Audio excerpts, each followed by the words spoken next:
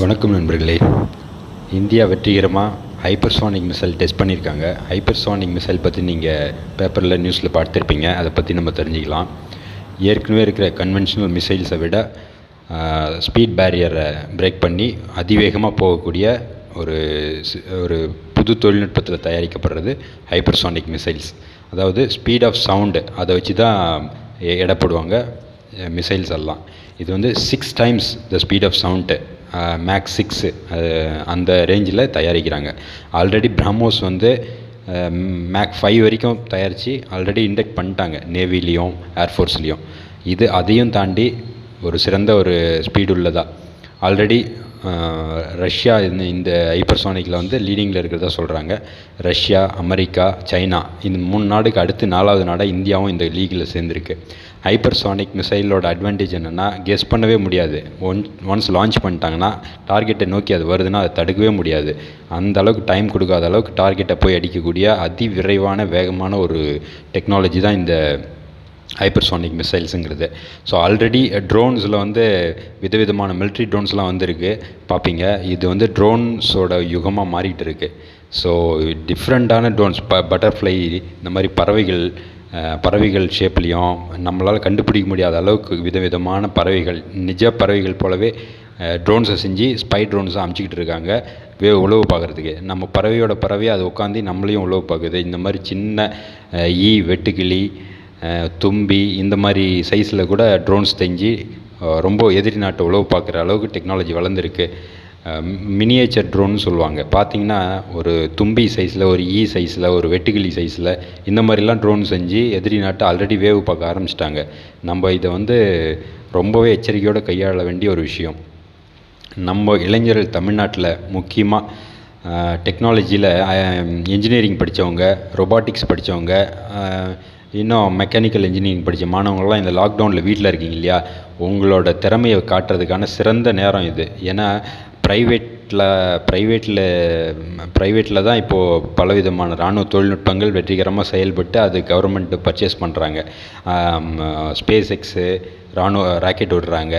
அந்த மாதிரி அதிவிரைவான இந்த ஜெட் விமானம் தயாரிக்கிற கம்பெனிங்கள்லாம் அமெரிக்காவில் ப்ரைவேட் கம்பெனிங்க தான். ஸோ நம்ம ப்ரைவேட்டில் உங்களோட மூளையை பயன்படுத்தி சில நல்ல விஷயங்கள், நம்ம யாரையும் பாதிக்கிறதுக்காக இல்லை, நம்மளை தற்காத்துக்கிறதுக்காக சில விஷயங்களை நீங்கள் கண்டுபிடிக்கலாம். குறிப்பாக இந்த மாதிரி மினியேச்சர் ட்ரோன்ஸ்லாம் நம்மளை வேவு பார்க்க வந்தால் அதை எப்படி செயலிழக்க வைக்கிறது, இன்ஃப்ராரெட்டை பயன்படுத்தி இன்னும் என்னென்ன பயன்படுத்த முடியுமோ அதை அப்படியே செயல்படாமல் தடுத்து அதை செயலிழந்து கீழே விழ வைக்கிறது, அதை ஷூட் பண்ணுறது, இல்லை அதுங்களை வேறு எந்த வகையிலாவது அதை செயலிழக்க வைக்கிறதுக்கான டெக்னாலஜியை நான் தமிழக மாணவர்கள்ட்ட ஒரு வேண்டுகோளாக வைக்கிறேன். நீங்கள் வீட்டில் இருக்கிறப்போ இதில் உங்கள் கவனத்தை செலுத்துங்க. ஏன்னா ஃபேஸ்புக், ட்விட்டரு, யூடியூப்பு, கூகுள் அது இதுன்னு டைமை வேஸ்ட் பண்ணுறதை விட நம்மளை பாதுகாத்துக்கிறதுக்கு, ஏன்னா அரசாங்கமே எல்லா நேரத்துலையும் எல்லாருக்கும் பாதுகாப்பு கொடுக்க முடியாது.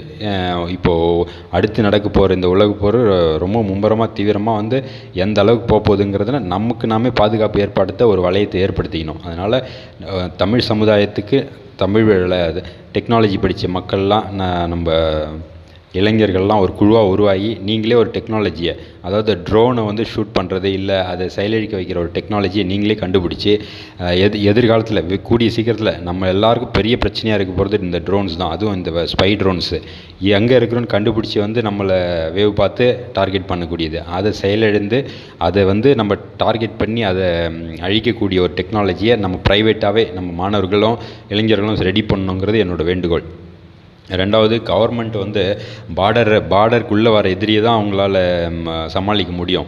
நம்மளோட பெரிய நாட்டில் ஒவ்வொரு தனி மனிதருக்கும், ஒவ்வொரு குழுவுக்கும், ஒவ்வொரு ஏரியாவுக்கும் பாதுகாப்பு கொடுக்க முடியாது இல்லையா. அதனால் நம்மளும் நம்மளோட பாதுகாப்புக்கு நம்மளும் கவர்மெண்ட் சார்பாக நம்மளே சில டெக்னாலஜி கண்டுபிடிச்சிக்கிறது ரொம்ப நல்ல விஷயந்தான்.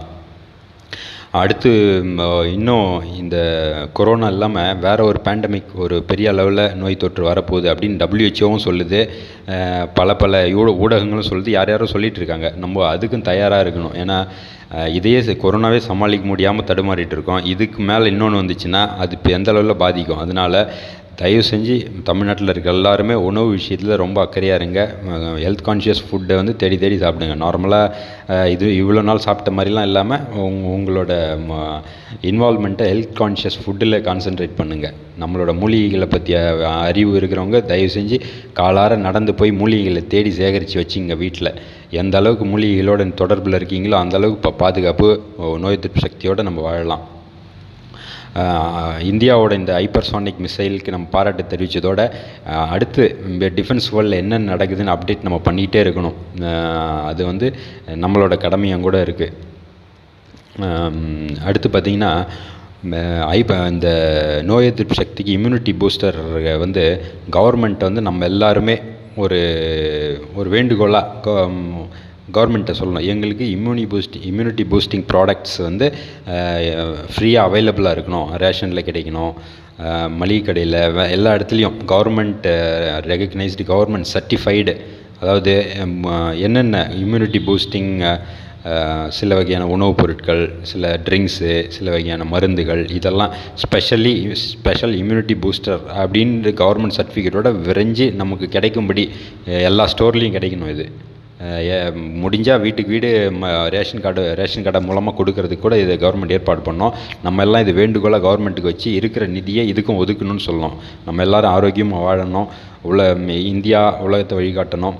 எல்லாருக்கும் வணக்கம். இந்த பதிவு பார்த்ததுக்கு சப்ஸ்கிரைப் பண்ணுங்கள், ஷேர் பண்ணுங்கள். தேங்க்யூ.